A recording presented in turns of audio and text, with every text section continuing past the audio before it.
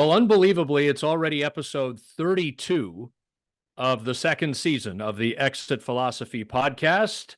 Rich Griffin, Scott MacArthur with you early in the afternoon, over the lunch hour in the Eastern, what is it, daylight time zone at this time of year.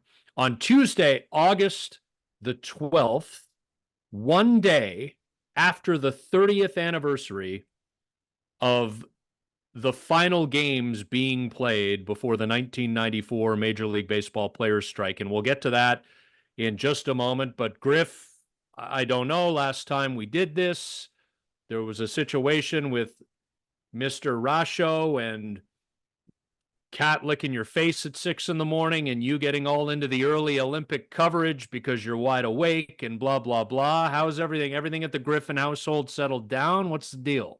Yeah, the cat is gone and the Olympics are over. And the ceremonies yesterday, I don't know if you how much of it you saw, but I think it was on in the clubhouse. I was at the game, and then I saw highlights later on. That Tom Cruise thing was kind of weird to me. Like Tom Cruise must be like in France, like Jerry Lewis is to France in comedy, because I don't. Maybe I'm missing something with Tom Cruise, but to have it centered around this one guy is, I mean, I love Just Snoop Dogg, and Snoop is one of my five coolest guys ever, along with guys like Lenny Kravitz and Johnny Depp. Johnny Depp's fallen off my list for some reason. I don't know. But yeah, Did you Snoop. take Amber Heard's side on that? I took the two poor dogs that were smuggled into Australia. I took this. Okay. There Yeah. you go. All right. But the ceremony, the whole Olympics was really, really good. And it surprised me how good it was. And using Paris, the city, as the backdrop for a lot of events, and including the amazing shots at beach volleyball with the Eiffel Tower in the background, and ending races at the Arc de Triomphe. That was all pretty cool. What were your impressions? Did you see any of the closing ceremonies? I read a bit on the cruise stuff. I have my notebook here. I'm using it as a prop. These are the truisms of life, Griff, death, taxes, and that thing with Tom Cruise was weird is generally a phrase that can be uttered In any circumstance. in any circumstance related to Tom Cruise that doesn't have to do with one of the great movies that he has been in, because he is a great actor. Maybe it's because I was at Rogers Center and just watched the ball game, but the lead singer of the Red Hot Chili Peppers is a dead ringer for Davis Schneider. That's probably from being around the ballpark too much. So who's that a compliment to, since RHCP's been around for what now, 35, 40 years? Hey, Davis, you look like you're 65. Right. You Anyway, know, like, that, but I just want to, just on the Olympics, Griff, and we talked last week. I mean, I don't have a whole lot to say because I don't have cable TV, and I'm typically, when I'm bouncing around on the apps, it's Netflix, and I have SN now for the Blue Jays games and stuff like that. So I didn't see a whole bunch of the Olympics, but like Canada's medal count's pretty awesome. I remember being a little guy. I'm talking about the Winter Olympics. You know, the '88 games in Calgary were a major success for the city of Calgary and for Canada as a country, but we didn't get a gold medal. I don't think we had a gold medal in those games, and that medal count result sort of led to investment and work toward becoming a country that is better generally performing on the international stage every 2 or 4 years during the Olympic Games. And so to have the golds that we got, more than 24 medals in total, we're just seeing that increase, and we're seeing that improvement, and it's a positive thing. The 4x100 team, I mean, I felt great for DeGrasse, especially just other stuff he's been through. So just some really cool moments for our country. yeah, speaking of how far the nation has come in terms of medal procurement. I remember sitting in the 76 Olympic Stadium at the Montreal Games, and the stadium wasn't even configured for baseball yet. That would come the next year, but the Olympics were there. So we were in the stands. I was with my dad and my brother, and Greg Joy, the high jumper, won a silver medal, and we celebrated like it was 1999. That was the only medal Canada won in the 76 games. A And silver. was that expected, or was it like a No, it was pleasant unexpected. surprise? I don't know if we were expected to win any medals, Okay. but that was it. I think we might have won on the final day. I'm not sure. There might have been like a dressage medal, but the horse wasn't even. The horse was Arabian, so I don't know.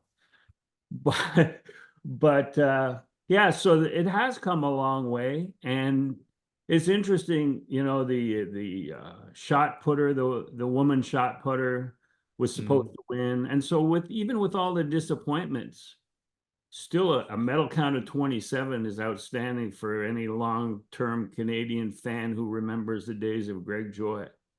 But yeah, it was great overall. Really enjoyed it, and as odd as it seems, I have never been to Europe.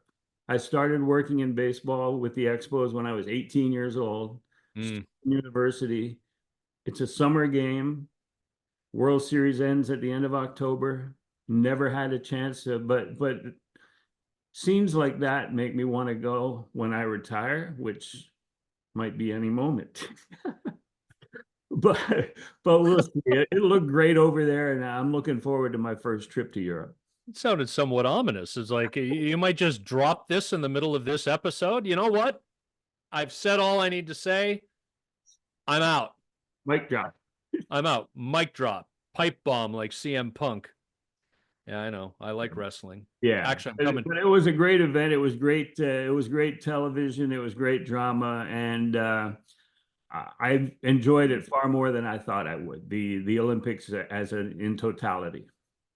So you offer an interesting perspective on this next topic, which I briefly touched on in the introduction, Griff, because you know the players' strike of 1994, the final games were played on August the 11th, and then the rest of the season got wiped out, and in fact, the month of April of 1995 got wiped out, and the 1995 season, because they had to start spring training in April, was reduced to 144 games from 162.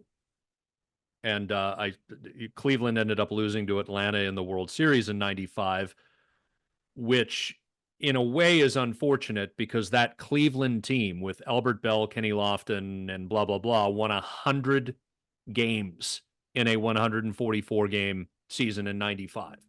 But let's back it up to 94, where the Blue Jays were back-to-back World Series champions. It was clear, because the Jays were 5 games under 500 at the time the strike started, that they were not going to be even in any kind of position to three-peat. Now, 94 would have been the first year of a wild card. So that's when the playoffs expanded from 2 teams in each league to 4 teams in each league. The Jays weren't going to make the playoffs. The Montreal Expos very clearly were going to make the playoffs. And the Atlanta Braves were in the middle part of their 90s dominance in the National League. But the Expos, it's fair to say, although we can never go back and prove it, were a better team than Atlanta in 1994. And we know that the strike wiping out the playoffs and Montreal's chance at the World Series and everything that happened after affected the Expos' future in Montreal. You can touch on that, but I'm just as interested, because you're in such a unique spot. The baseball strike of 1994, and correct me if I'm putting words in your mouth, quite literally changed the trajectory of your life. Yeah, definitely, and I'll go through it as quickly as I can, although it's quite emotional. People talk. And just specifically about that Expos team, um, before the All-Star break, there were 6.5 games behind the Atlanta Braves. And by the time of the strike on August 11th, they had won 20 of the previous 23 games and were then 6 games ahead in the NL East standings of the Braves. And the Braves always include their 15 years in a row. That's bullshit, because that year should have broken the streak, even though it never came to fruition in a playoff series. But they didn't. They were not the best team, and they had those Hall of Fame starting pitchers and everything else, Chipper and all those guys. But that Expos team was special, and so people compare that August 11th in the clubhouse in Pittsburgh to Blue Monday as one of the most disappointing days in the history of the franchise. But the fact is that on August 11th, and I was there in Pittsburgh in the clubhouse, Kevin Malone and Felipe Alou were optimistic that the strike would be short, that baseball has never ended a season without a World Series, and we are going to be in that World Series. And so at that moment, there wasn't the same feeling as when Andre Dawson rested his head against the center field fence and watched Rick Monday's ball sail out of the ballpark. That's far from being comparable. But as time went on, and at September 14th, when Bud Selig canceled the World Series, the playoffs and the World Series and the rest of the season, and then the Montreal Expos situation started to unravel, because they needed not only the salary cap, which was the major issue, they needed total revenue sharing, which was the second major issue. And Claude Brochu told me in spring training of '95, when replacement players were prancing around the field pretending they were major leaguers, that without the revenue sharing that was proposed, they would not be able to survive. And he was right, because 10 years later they were gone, and like he was gone well before that. But for me personally, it started to look like there was no future there for someone mid-level management, PR. They laid off our traveling secretary, Eric Osling, who was our neighbor in Point Claire, and they told me I was going to be the traveling secretary.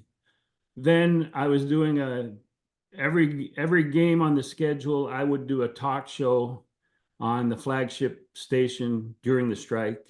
And they were giving me voice lessons. Joe Cannon, you remember Joe Cannon? He was at the Fan 590 for a while in Toronto. Yeah, he was my broadcast instructor. Yeah. So they wanted me to do radio, save some money there, not pay me anything more, do the traveling secretary job, do the PR job. And that was when the Toronto Star stepped up, called looking for a columnist. And, it's an oversimplification to say the rest is history. But that started the road to me being here sitting on a podcast with you. Because if that season had concluded, who knows? I might still be in Montreal. I might still be with a booming franchise called the Expos. But they probably have a gorgeous downtown ballpark, and yeah, because they were, if they had won or even gone to the World Series in 1994, which was a likelihood with all the talent that was there and the role that they were on, that ballpark, which was already in the planning stages, Bill Stoneman already had the plans, the blueprint for a new ballpark down near where the old observatory was, just down the hill from the new Bell Center. They would still be there. I'm convinced that they would still be there. There would be a new generation of, just like there has been in Toronto, with the young entrepreneurial fan base, as opposed to the traditional old fan base. And you would have seen that happen with French Canadian entrepreneurs and small businesses, where with a downtown stadium, they would have bought private suites and boxes and loges. And I might still be there, but here we are. And that date on August 11th always has a special meaning for me. Yeah. And not necessarily a happy one. 30 years. And I remember being I was a teenager at that point. I was 15. I just turned 15, and obviously caught up in the excitement of the Blue Jays back to back. And I've shared that I was at the Carter game, and I was even in the stadium for Game 6 of the '92 World Series, watching on the big screen. So like I was afforded a lot of really cool opportunities, and of course at that age you're just like right into it, right? And these you're a teenager now, but the players are still your heroes and guys you'd aspire to be. Or by that point, I knew I'd never be them, so I aspired to cover them. um, but and you touched on this on griffsthepitch.com, and I encourage everybody to go to griffsthepitch.com, throw you a subscription. Your latest piece is tied to this anniversary, and you talked about what a boom time it was, a boom time for Canadian professional sports. You'd had the Montreal Canadiens winning the Stanley Cup in 1993, the Blue Jays back-to-back World Series champions. The year the Habs won the Cup in '93, the Leafs had gone to the Western Conference Final and lost to the Kings, who the Habs beat. The following autumn, nobody was paying any attention to the fact the Maple Leafs started 10-0 because the Blue Jays were in the World Series and winning it. So the Leafs were good. The Habs, with their still to this day most recent Stanley Cup championship and the most recent Stanley Cup championship for a Canadian-based team, you had all of that. And then so quickly, the situation with the Expos, the Blue Jays come out of the strike and get worse. They end up in ownership turmoil as Labatt gets swallowed up by a Belgian brewery. All of this, the Leafs go back into the gutter. The Habs start to stink. Like it was the halcyon days all of a sudden, looking back on this, Griff. Well, I mean, with relation to the strike and how it affected the Blue Jays, it was clear that every other major league team was going to play their home games with replacement players at their home ballpark. Only Ontario, and being the labor centric province that it was, you couldn't use replacement players at the Sky Dome. Yep. So they had planned on playing all of their games at Dunedin Stadium. Cito Gaston was not going to manage. Bob Didier was going to manage, their AAA manager, who, after the strike was settled, all of a sudden disappeared. And nobody's hired him again because I guess he was, I don't know exactly, but that replacement player concept was bizarre. And they settled it on the eve of opening day, which was April 2nd. Judge Sonia Sotomayor, who is now a Supreme Court justice, was the one who made the ruling. And so, as you pointed out, spring training started, and we stayed in Florida. I was with the Star by then, covering Blue Jays spring training, a team that I had never met any of the players, and I'm covering them at spring training with no formal workouts. I had to track them down at high schools and public parks and stuff. And I remember late in April, the Oklahoma City bombing. So like it was an event. Yeah. And then the season started, 144 game season, and the Blue Jays were not very good. This is the '95 season. Paul Molitor, David Cohn, Robbie Alomar were still there. But Cohn was brought back, right? Yeah. Trade with KC. Yeah. And Pat Henkin had just signed a new contract. And Pat's still one of my favorite Blue Jays ever to deal with. Definitely. And just a good guy. So it not only affected baseball in Montreal, it definitely affected, because when the Jays came back to Skydome and tried to sell season tickets, they had 25,000 people on their waiting list, because in the heyday of the franchise, they were drawing 4 million people, and they cut the season ticket sales off. And the 25,000, when they called follow-up calls to see if they wanted in '95 to be renew their season tickets or to be added to season tickets, the list had disappeared. There was nobody. They had moved, they had died, they had this, they had that. And so... Or their interest had waned. Yeah, it could be argued that the 1994 was the sort of beginning of the end. The only championship has been the Raptors in 2019 in Canadian sports. Yeah. So you could argue that that was much more important across Canada than just in those two baseball franchises. Baseball never really came back to life in in Toronto until 2015, Griff. Correct. Like 2013, they thought. yeah, that's fair. Yeah.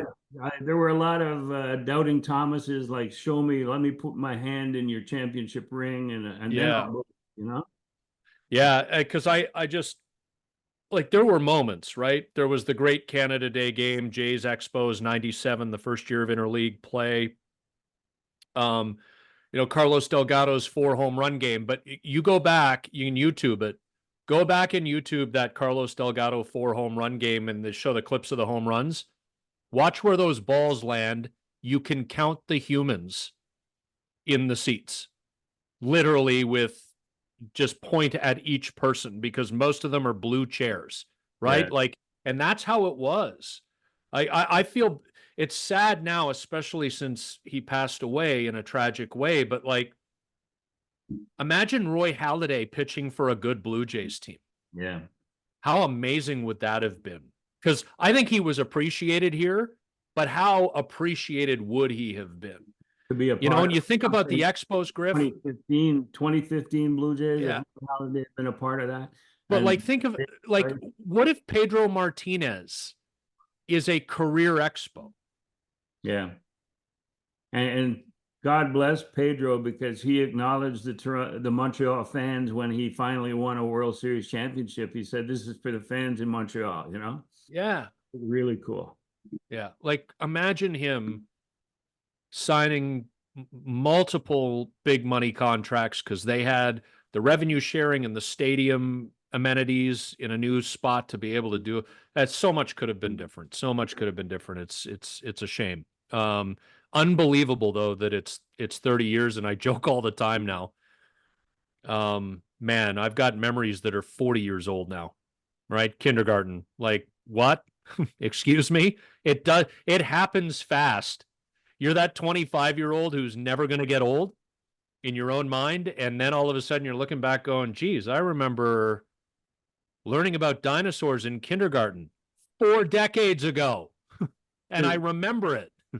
Just wait till you get to my age. How 7 fast? decades ago, or not quite 7 decades. Because I'm just having trouble when I think back to coaching Matthew and Pat, my two boys, coaching them in baseball after I got to Oakville, because I never had any chance to coach in Montreal because I was busy traveling all the time with the team. So, but now I think of I meet somebody who was a friend of one of the boys, and I forget which team and which boy they were teammates with. Yeah. And those teams all run together in my mind as events in Major League Baseball. There's a whole decade before the Jays became good that just runs together. I don't know. I couldn't identify what year a certain player was there because there was nothing going on good, Yeah. And Yeah. so, yeah, memories, time really does go quickly, 30 years. And I was ready to be fitted for a ring in 1994. And then now look at me. Yeah, no, Yeah. maybe one day. But I last digression. I remember we've talked about this, maybe even on the air. But like I was teenager. I was an umpire in the 1990s in OMBA, Oakville Minor Baseball Association, and I remember because we got the Star delivered. My parents still get the Star delivered. We get the Star delivered all the time.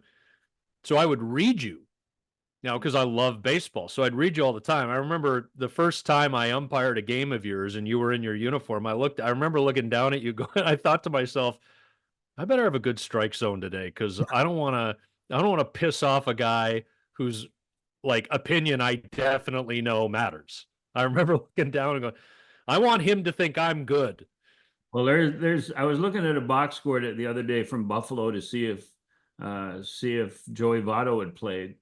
And one of the umpires was Chris Marco at first base. And Chris Marco umpired games in Oakville. He's a local kid. I think he's lived in Burlington, or he might have lived in Oakville. But he umpired most of our games at junior and major midget when Pat was playing. And he's thrown me out of a game. So like I said to John Schneider, I said, Did you deserve it? Yeah. Yeah. Okay. Okay. Just want to be clear. I said, Schneider, I want Chris Marco to come up to the major leagues and throw you out of a game so we really have something in common. But that was when I was working for the Jays, so I was allowed to say stuff like that. Oh, there you go. There you go. All right. So let's get to the topics at hand. The Jays just had a 500 homestand where they beat the good team 2 out of 3 times and then lost to the bad team 2 out of 3 times. Won the series against Baltimore, lost the series to Oakland, and we're past the point of concerning ourselves with day in, day out results. You want to maybe track the accomplishments, the day in, day out caliber of play of certain guys that you want to sign long term, perhaps, or are considering may have a role of some degree on the 2025 team. We can get into some of that, Griff.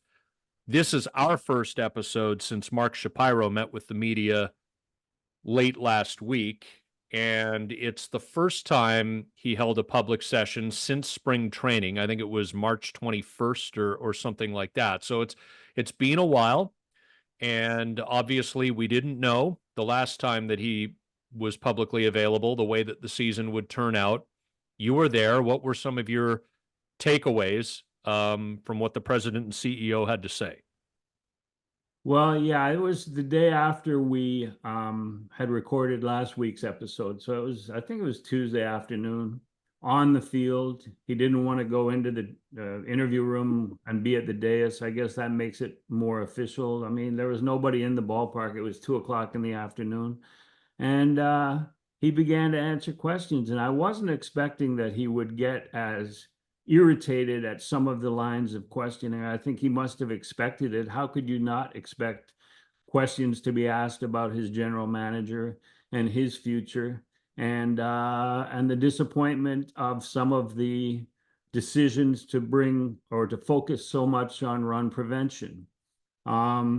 He was, I mean, you noticed this, that he was very snippy and short when it came to questioning of the business end of it. What were some of your, because I was there more to hear about what the future of Ross Atkins and the front office might be. And he addressed that by saying, of course, that he won't answer that question, that but historically he's a fan of continuity in a front office, and there has to be a really good reason because he believes in the continuity. And then at the end of this session, at the end of the 30 minutes, he gave an interesting answer where he said that if change will make you better, then that's the time you make a change. And you had a different interpretation of that than I did. I thought it was with reference to the front office, and I was so focused on the Ross Atkins aspect of it and the decisions that ended up with Atkins in his previous appearance apologizing publicly for the first time since I can remember, since he got to town 9 years ago, that he needs to focus more on run creation, an environment for run creation. But your interpretation of that last comment by Mark Shapiro was different. You had a different take on it. Yeah, I don't disagree with what you're saying. And just to be clear, and I too am paraphrasing, but the comment was more, you only make change if you can be certain it's going to make you better. And the comment was in context to Ross Atkins' future. And so I accept that comment for that. But Mark Shapiro is many things, and smart is one of them, and calculated is another one of them. And I listened to this seance 2 or 3 times. I don't think I got through it a full third time, but I listened to it twice in full and then sort of went and sort of slid the bar so I could listen to certain things. And I wondered to myself, and that's all I'm doing here. And I have a reputation amongst the listeners and viewers of this podcast as not giving anybody who's front facing in that front office the benefit of the doubt. So I acknowledge that. But I thought to myself, that's an answer that pertains to Ross Atkins because that's a Mark Shapiro decision. But you don't make change unless you're certain it's going to get you, you're going to get better. That could also be a subliminal message to Edward Rogers, the chair, or anyone on the Rogers board who may happen to come across this media availability at some point. And so it could also be Mark Shapiro suggesting to his superiors, yeah, my contract's up in a little more than a year. If you're thinking about replacing me after a decade, you'd better be sure that if you do that, you're going to get better. And so it is a, however we feel, you could be the biggest fan of Ross Atkins in the world. You could think it's time to move on from him. You could be somewhere in between.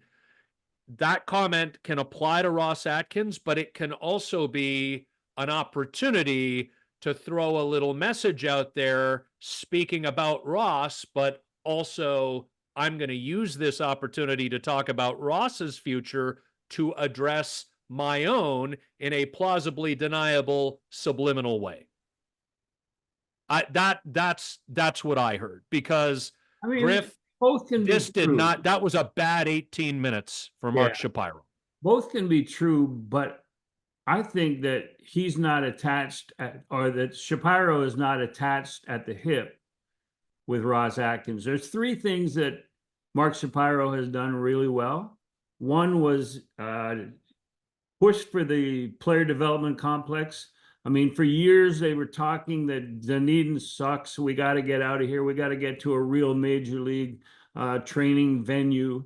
They explored Sarasota. They explored Tarpon Springs. They explored Arizona. But Shapiro's answer was to build a state-of-the-art complex, which honestly has got to rank in the top 5 complexes for training and for just total operation in Major League Baseball. So that's accomplishment number 1. Number 2 is, if you like renovations, if you like a ballpark rather than a stadium, he did what he set out to do with Rogers Center, the 300 million or 400 million, whatever it is, 400 million in renovations, done. So that's accomplishment number 2. Accomplishment number 3, which is going to be I think what he needs to work on with Edward Rogers and the Rogers Group, is that he pushed the Blue Jays into the top 10, maybe the top 6 in payroll, convincing that we can find the revenue sources to support a top 6 payroll. And once we do that, we will have a sustainable winner to support the changes in the stadium. Now, they haven't done that. They have not put a team on the field. They have not spent wisely. And that is the problem. So 1 and 2 is mission accomplished for Mark Shapiro. If his contract is on his mind in another year, then what he has to do is find someone else to handle the huge amount of payroll that they have been spending, to handle it properly, to put a winning team on the field. It's embarrassing what's happened to this team, spending over $200 million on payroll. It's embarrassing that they couldn't find a way to not be sellers at this deadline and to compete more than they had in the last 4 years, 2021, 22, 23. They were borderline competitors, borderline deep into October teams. They never made it. And so this year, I don't know what happened. They made some changes. They went for run prevention, and that didn't work out. So if that's the case, if one of your three accomplishments has failed, then you need to address that. And maybe that's what he was talking about. If you can be better, then you make changes. My concern, and look, we can debate competency here. All right. Mark Shapiro's been in the sport for decades. You know, and I said it earlier in this show, I've said it in previous. The issue here is not intellect. He's a smart man, and he is accomplished in this sport. That's not up for debate. The contempt in terms of the tone and some of the answers to the questions that he takes ownership of. He will tell you, I don't talk baseball. That's Ross's job. I'm the business guy. Well, business questions got asked of him, and he was short, he was curt, he was rude. And I'm thinking to myself, dude, your team is unwatchable and bad. And you haven't won a playoff game in the Vladimir Guerrero Jr., Bo Bichette era. And you're talking about adjusting and learning, which go back and play last October's press conference and tell me what's different. You're talking about adjusting and learning from mistakes with your two star players literally minutes in the baseball world from free agency. And we're still wearing diapers 9 years into this. You're telling me that the Vladimir Guerrero Jr., Bo Bichette era has been all about adjusting and learning and not about, given your decades in the sport, having some things figured out in advance? The contempt in the tone and the contempt for the questions and the contempt and the insult to the fan base's intelligence in some of the answers does not play. And I don't know the degree to which ownership pays attention. And look, I've seen you talk about it, Griff. There are some empty seats, but they still drew really well against the Oakland A's of all teams on Friday night. Like, people are still showing up. It's a fun vibe in there. There's a lot to do. There's things for kids. There's a bunch of options to stand or sit, enjoy a beer, visit with friends. It's a different vibe than it was 10 years ago. I get that.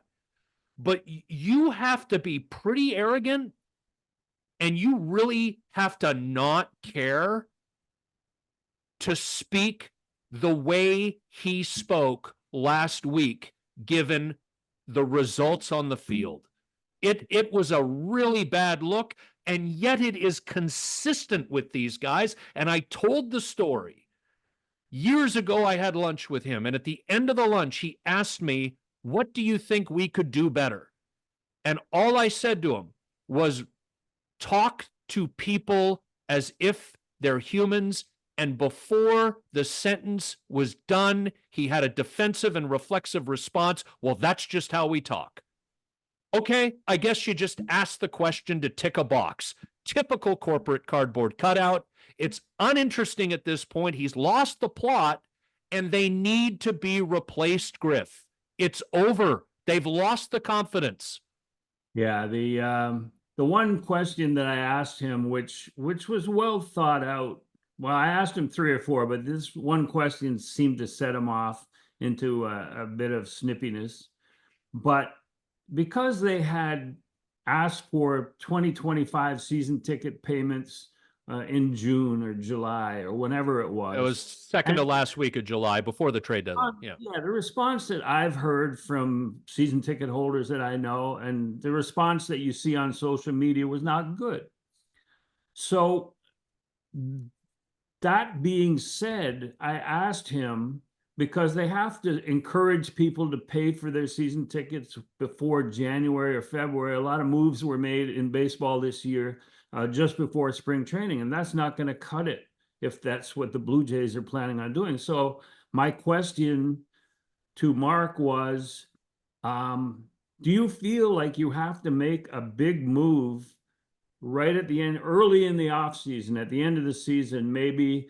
And I was thinking maybe of signing Vlad long term, or making a major free agent signing or something to show that you mean business for 2025, so that you can conduct your business and sell tickets.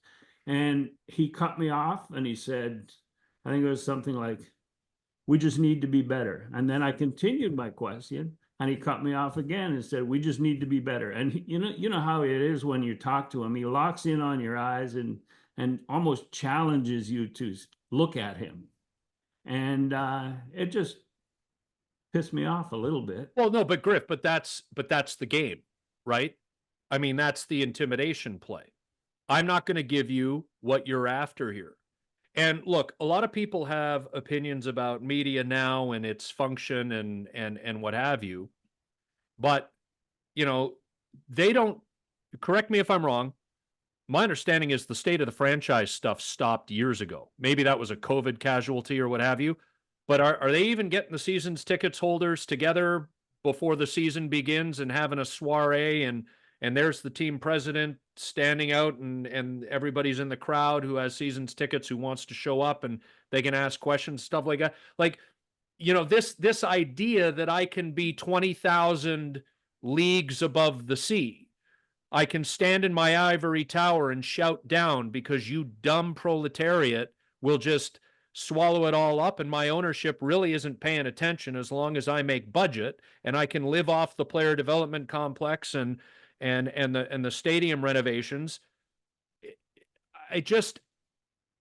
I find it offensive. Yeah. And I was uncomfortable with it years ago, but it was too early on to really hammer it. Oh, and I was also employed by the people who owned the team at the time. But it just, I don't see, you know, there, if you're watching on YouTube, I'm using my hands, you know, there are peaks and valleys and things. I don't see these guys climbing out of this valley. Now, that doesn't mean ownership's going to let them go, but who in the fan base is buying this now? Because the results are horrific. Yeah, I can't remember them having a season ticket get together, season ticket holder get together. I remember they used to fly them to spring training and have something on the field, or on Clearwater Beach have something. I actually spoke with Buck Martinez at one of those when I was with the Star. But just getting back to his presser, there was one time I tried to flip him a softball question, and he got so defensive. He didn't understand where I was going with it. And it was when they signed all 19 of their draft picks, 19 of 21 draft picks, including Trey Savage and Cal Steven, the two college pitchers. And I said, trying to promote the player development complex, because you know how much I like that facility and I admire that facility. I said, Mark, not having any of these players report to affiliate clubs, is that sort of part and parcel of the new facility in Florida, Right. and able to evaluate and create a baseline? And did that stem from the as a result of the pandemic year, when you had the alternate site? And he looked at me and he thought, I don't know what he thought I was asking, but he said, Well, that's always how we've done it. My 30 years. 25 years we've done this with broader, like, okay, relax. Yeah, I'm trying to set you up to promote and to sort of compliment yourself on the new facility. And instead you got your back up about something that wasn't even there, you But know? Griff, that was far enough in. He's not even hearing the questions anymore. Yeah. He's just defensive. He's got Well, it. And you know what? You part of know my what? former PR thing where I got to leave him with, leave him Yeah. thinking, But whatever. can't even process that you might even, not that your intent is to help him out, but the question opens the door for him to help himself out, and he's not even hearing it at that point. And I'm sitting there and I'm thinking to myself, you know what this is? And it's true with anybody who's overly arrogant. It's compensation for a lack of self-confidence. That doesn't mean he's stupid. He's a smart man. But he doesn't like he doesn't like being challenged, because in his mind, he's smarter than you. Instead of looking at you as somebody, hey, you, by you, I mean the royal you, but I guess specifically you, it could be, well, half century in the game, has worked on the management side, has worked on the media side, has done it well on both sides, understands the give, the take, has seen a lot.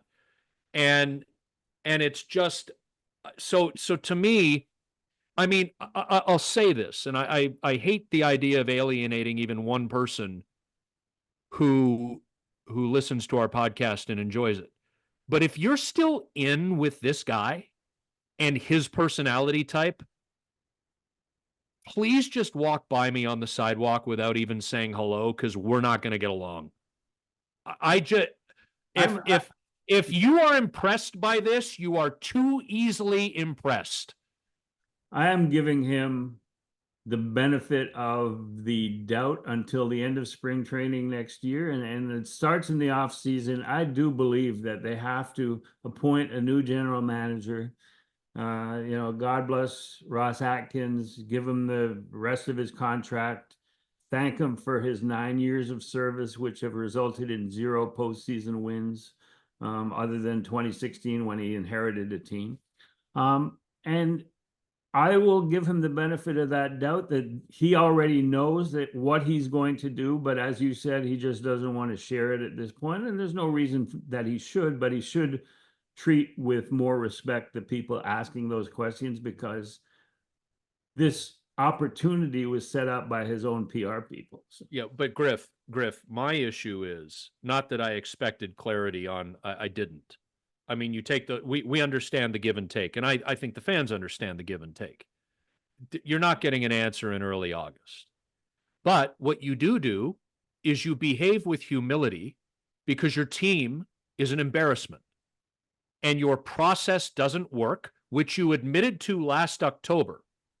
And the best you've got, having admitted to a failed process prior, or really at the very start of the last offseason, which then processed itself into the current results. So you've already acknowledged the process was a failure, and then you doubled down on the failed process to get the results this year that walk Bo and Vladdy a year closer to free agency, and you still have the hubris to come out and speak down to people.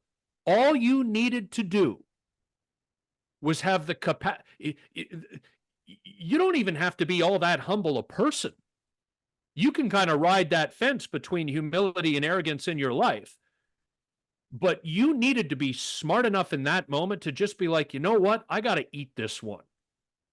And it doesn't come off as authentic when it's just saying, we had a bad year. This is the toughest in my 30 years in the game, or my 9 years here, where our projections and our results haven't matched. And it's like, okay, that was a good start. But then, like, sticking your stakes in the ground and just being like, hey, you know what? It's been a grind, man, and we got to figure this out if we get the opportunity to. Like, just show some humility. It's just so off-putting. And you know what it is? And I'm sorry, because I look at our metrics with love to those of you.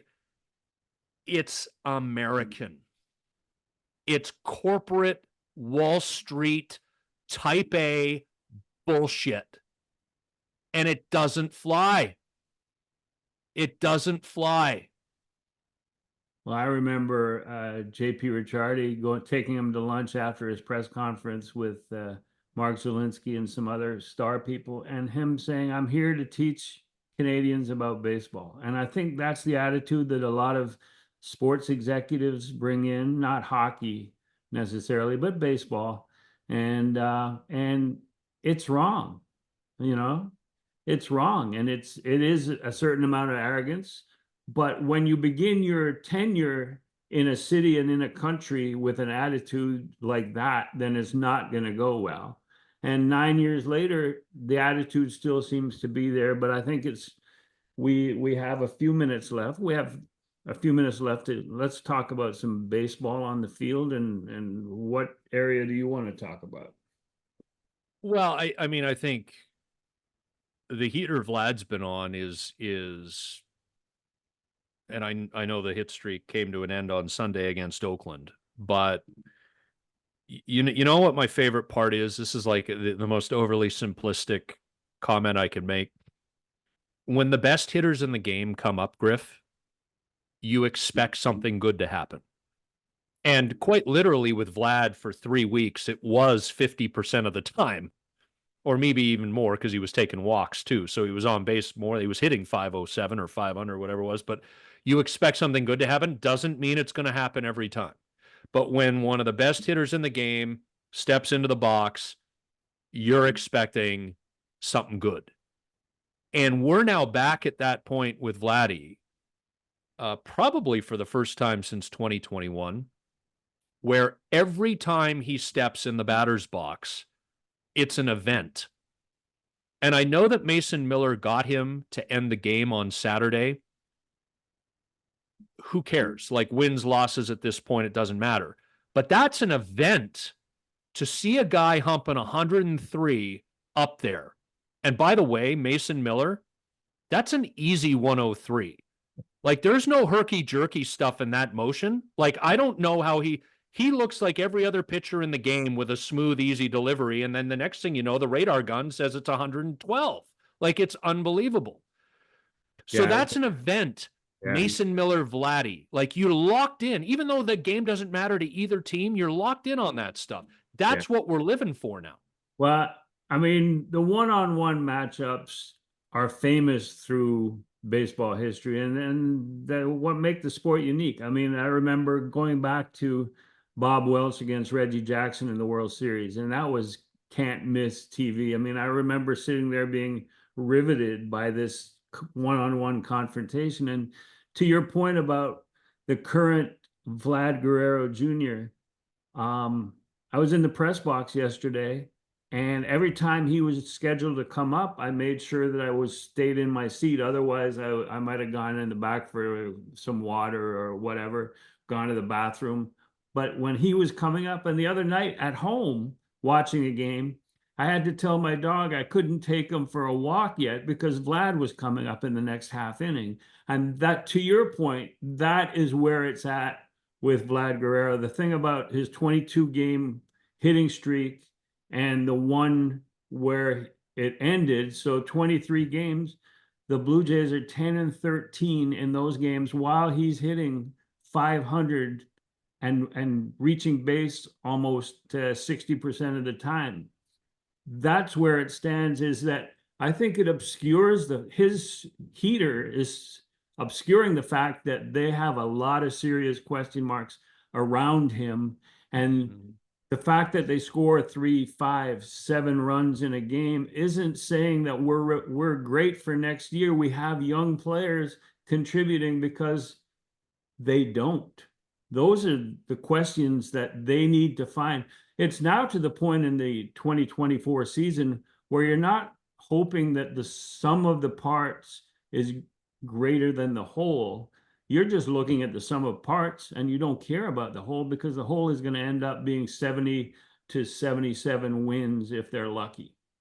But you need to see if Spencer Horwitz, David Schneider is playing himself out of a role for 2025. Joey Loperfido, who has been handed an opportunity and is now 1 for 23 with a hit by pitch. And striking out all the time. Yeah. So like you're looking at the parts and can they fit in, and what do we need to go out? Do we need to go out and get Teoscar to play left field? Do we need to hope Matt Chapman declares himself a free agent and then make the same offer to him that we made, that he said was just a little too late, so he signed his deal with the San Francisco Giants? Do we need to pursue Matt Chapman? Because they have holes and they don't have players for those holes. They've got platoons, they've got this, they've got that, they've got hopefuls. But in order to be better, which Mark Shapiro insisted, we want to be better. We need to be better. We got to be better. To be better, they need position players at third base, in left field. If you think Spencer Horwitz can play second base, he can. But you still have gaps in the pitching staff, in the rotation, in the bullpen, a lot of gaps in the bullpen. So to be better, you need to find out who can help you next year. You need to find that out in the last 45 games here, and then spend the offseason early, as I suggested to Mark Shapiro, early on, filling in some of those holes to give your fan base a sense of optimism and that they will actually buy tickets for 2025. Yeah. Well, and I appreciate that look at the micro. Here's the pressure on ownership, Griff. You know, whatever we feel, I include Bo Bichette in this conversation because it's the so-called Vlad Bo era. But if this team gets to the point where both Vlad and Bo leave in free agency, and the current front office is allowed to run its course through to the end of 2025, and then there's a replacement front office and Vlad and Bo are gone, that'll just be where I'm like, white flag. I can't do this. You know, I love the logo. I've cheered for the team for 40 years. I can't support this. And my concern is that that's where this is headed. Because I don't know the nature of the relationship between the shortstop and the front office. Can they even talk contract? Given Bo's season, do they even want to? You know, Vlad's come back around. He's not getting any cheaper with each day that goes by. And you and I have talked about Juan Soto, and, you know, Vlad's going to look at some numbers that come in from this coming off season's crop of free agents, and sort of probably he and his people will try to fit him into that picture. If he is to sign with the Blue Jays long term this offseason, he'll want to look at all those terms and dollars. But, you know, I look at this and I'm like, this is on the precipice of getting really bad. And there was a dopamine rush at the trade deadline, and a bunch of guys came in, and if one or two of them work out, those are wins, right? And so, you know, we're watching Vlad do his thing now. We're watching George Springer, you know, storm in on shallow pop flies and dive headlong. I think, you know, I want to kudos to George for that, because you want to see him after the season he's had going all out. You want to see him stay healthy, but you want to see that effort setting that tone. You don't want things to lag here in the effort department. So all of that is positive. You know, I get in the pitching with you. Who's Jose Barrios? You and I had him winning the April Cy Young Award, and he was full value for it. He has objectively been bad. Objectively, not subjectively, objectively bad since May. 2022-ish, not good. And so he will give you the 33 starts next year, but what is he?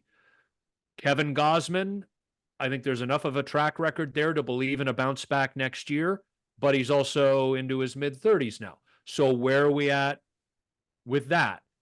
Chris Bassett, final year of his contract next year. Is he a Blue Jay next year? Should he be a Blue Jay next year? Should they look to move him?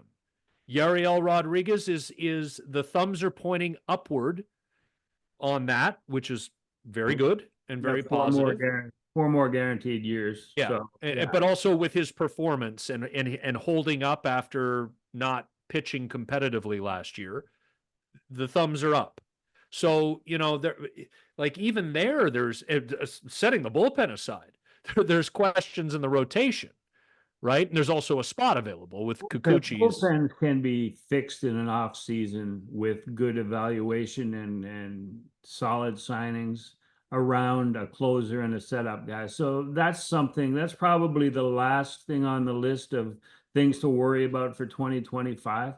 But everything else you point out is legit. And it reminds me of one thing that Mark Shapiro said, because you talk about Vlad and Bo, and if they leave after the 25 season, what's going on? Well, what's going on is who are going to be your two homegrown studs after those guys leave? And it stunned me when Mark Shapiro said that we've been good at developing position players, but pitchers we've not been so good at. And I'm going like, what? You've been good at developing position players? What, Nathan Lucas and guys that were sort of fringy, and Davis Schneider even. I mean, is this the real Davis Schneider? Not the guy that got 9 hits in 3 games at Fenway Park and became a fan favorite because of his mustache, because right now he's got two RBIs in his last 33 games, batting in the middle of the batting order. So how much can you count on that guy, and what development have you seen to think that he can be a part of it in 2025? So my point is that you desperately need to come to terms with Vladimir Guerrero Jr., because that is the face of your franchise. Yeah. There's nobody else who's got a face on the way up, and you can't sign a guy, bring him in, and he becomes the face, because that's not the way it works. He can be very helpful, useful in winning, but he's not going to be the face of your franchise. It's got to be the guy that people have come to know. He's 25 years old. If you trade Vladimir Guerrero Jr. for a package of 4 players, you're looking for somebody who at 25 can produce like Vlad Guerrero. You've already got him. Right. You have him. He's become a fixture. The fans love him. Mm-hmm. So, like, why are you doing that? They can sign him for the equivalent of what he would get in arbitration in 2025. It's the final year of arbitration. Sign him for, say, he made almost 20 million this year. Sign him for 25 next year, and then bump him after that, because you'll have more money to spend in 26 and beyond in terms of your total payroll. Do it. Do it early in the offseason. Don't wait for Juan Soto to set the bar. Don't wait for Scott Boras to set the bar. You have a guy that loves being here, who spent his entire career here, who's been probably half his life, his entire adult life, as a member of this organization. You have the inside track. Don't blow it. Yep. Amen. I don't like, I've seen enough now over the last 2 months, and I know you would argue it's longer than that. And he was having a good year prior to that. He was hitting the ball hard everywhere. He just wasn't lofting it. But the last couple of months, like, okay. And as you consistently reminded, Griff, that he's 25. Like, he's younger than a lot of really good players who have 3 or 4 years less major league service time than him. Right? He's old. He's an older young player because of his service time, which can only be an advantage as he enters his prime years, which is where he's getting to now. And to me, physically, he looks as good as he ever has. Yep.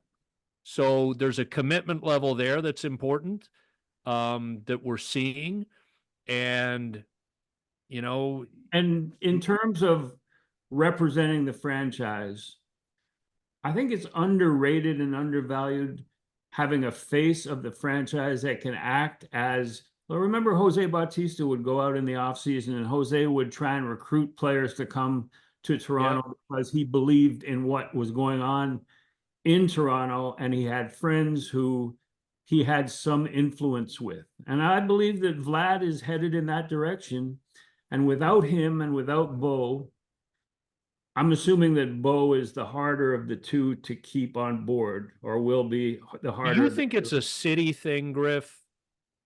Or, okay, so because there's two questions with Bo, because it's been such an awful year for him, and now the injuries. So it's going to be hard for him to even recover numbers if he comes back and plays the final 3 or 4 weeks of the season. But do you want to do a deal? Speaking from the organization's point of view, not Bo's. Do you want to do a deal, number one? And number two, if the answer is yes, can a deal get done with these guys running the team? Is the issue these guys running the team? I think there has to be a belief inside that clubhouse that this franchise is moving towards getting me a World Series ring. I think with this group in the front office, that belief is wavering, and that's being generous. But I think that in terms of Bo, and can he, if Bo gets back on the field, because the last week before he hurt himself again, before he re-injured, maybe the last 3 days or 4 days, he started to do his two-strike approach again on every pitch. I think this guy wanted, from that point on to the end of the season, to get back to being the line drive, in the gap, double, single guy with the occasional home run. He wanted to be the base hit guy that he's always been. And I could see it before the injury that that's what he wanted. So if he gets back on the field for the final 3 weeks, you know he's going to be dedicated to putting up as good numbers as he can, either to impress here or to impress potential employers elsewhere. But it can be nothing but good for the team. And then it becomes a question of can this team afford him? Do they feel like they've got shortstops on the way that can do what Bo has done the last? Because you pointed out, was it 22 where he started out, and for 3 months, 4 months, he wasn't very good? Oh, it went into the start of August, and then he had a 6 or 7 month run where he like tore it up. Yeah. 6 or 7 week run. Yeah. Down the stretch. So like Bo needs to put numbers up for Bo. And then does he fit into this plan? But to get back to your question, I think that's one of the reasons why Mark Shapiro would need to either put James Click in charge as GM at the end of the season, who has a World Series ring in Houston in 2022, or else, he talks about continuity. And so that would be the logical step with Click, because he's already in the organization, has been for 2 or 3 years, knows everything about it, has kept his nose clean, out of the way of what's going on, with the major league operation. But he's there, he's paying attention, and he would be the best one to fill in, given what Mark Shapiro said. Oh, need a little morphine after this discussion, Griff. That got intense, but lively, and it's important. People care, and that's where we don't want this to go back to. We don't want the 20-year run from the mid 90s to the mid 2010s where people were, I'll go to a game once or twice a year and sit there and probably be able to put my feet up on the chair in front of me because there won't be anybody in it. Like, we don't want to head back down that path. Yeah. And just to wrap it up, I mean, I remember, and I compare this to this 4-year run where the Jays were borderline going deep into October. They won 89, 90, 91, and they got to the postseason, albeit an expanded format. But it reminded me, and we've talked about this before, of the 1981 Expos when Blue Monday, when John McHale thought that one step was needed to take that 81 team to a championship in 82. And that one step in his mind was to trade Larry Parrish and bring in Al Oliver, another left-handed bat for this lineup. And Al Oliver won an RBI title and a batting championship but the team was not as good, and not as their chemistry was gone from that clubhouse, because Larry Parrish, good third baseman, good power hitter, but not the greatest player overall in the world. But he was a key part of that clubhouse, and they never got back to 81 success, 79, 80, 81, where Larry Parrish was a big part of that. They never got back to that. And I'm afraid that if Mark Shapiro and Ross Atkins think that one step is needed, and they felt that, it seems like they felt that this year. And they made huge mistakes in bringing run prevention to help their ace pitching staff. And so that 1982 is the equivalent in Montreal of 2024 with the Blue Jays in this clubhouse. We'll be on it. Be back next week with another episode of the Exit Philosophy podcast. And the Jays are out in Anaheim. So, Griff, you need Mr. Rasho back in the basement there licking your face at midnight to wake you back up in case you pass out in the 6th inning. I mean, Jays, Angels. Geez, I'm trying to think of a team in Major League Baseball who wasted the best years of 2 elite ball players, Trout and Ohtani. Oh, the Angels. Yeah, I'm afraid that this is the sort of trap series that people are going to wake up in the morning and not having seen the game and go, "Oh my God, they lost again!" Because the Angels are, there's some parts that are starting to play and hit, and it's the opposite for the Jays. So they need to make sure that they're at their best out there, and then they go to Chicago and play your Cubbies, and that'll be interesting too. Yeah, I thought you meant by a trap series. It's like you get in an argument with your partner or spouse, and get punted to the couch. It's 11 o'clock at night. You got nothing to do. You flip it on, and all of a sudden you're trapped watching it.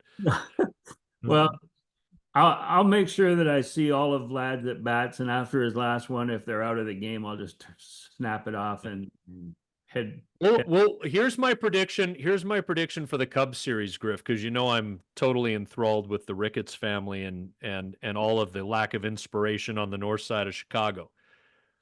Those 3 games will be 1-0 either way through 6 innings, and then the Cubs will end up sweeping because the Jays bullpen will just fall up late. Yeah. His bullpen is it's definitely a work in progress, and the burr in our saddles. I mean, they were up 7-2 and won 7-6. So the Jays' 1-run record this year at the end of the season is going to be so deceiving. It's going to be fantastic. Yeah. It's going to be fantastic. We'll wrap it up. Griffsthepitch.com is where you can get all of Griff's work, multiple weekly columns, a weekly MLB power rankings, conversations with current and former Blue Jays, former Montreal Expos, and they're all archived. So you want to go through those, throw them a subscription. You also get the Exit Philosophy podcast there. And if you are listening wherever you get your podcast, you can also watch us, and we're all archived at youtube.com/@exitphilosophy. We appreciate subscriptions. We appreciate 5-star ratings, and we appreciate your support. Thank you for listening. Thanks, Scotty, and thanks everyone for listening. Talk to you next week.